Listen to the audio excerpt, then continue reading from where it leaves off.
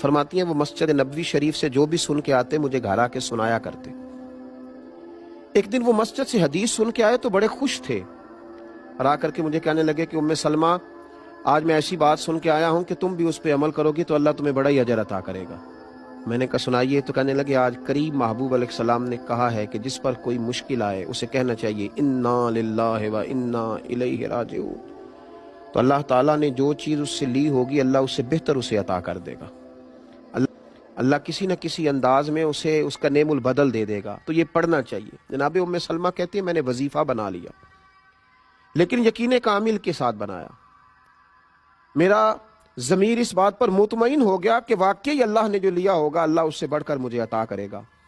آپ فرماتی ہیں وہ شوق، وہ ذوق، اس دلچسپی سے میں پڑھتی، اور میں نے اس کا ایک بار نہیں 20 بار تجربہ کیا کہ میں جب بھی اس کو پڑھتی تو میرا جتنا نقصان ہوا ہوتا اس سے بہتر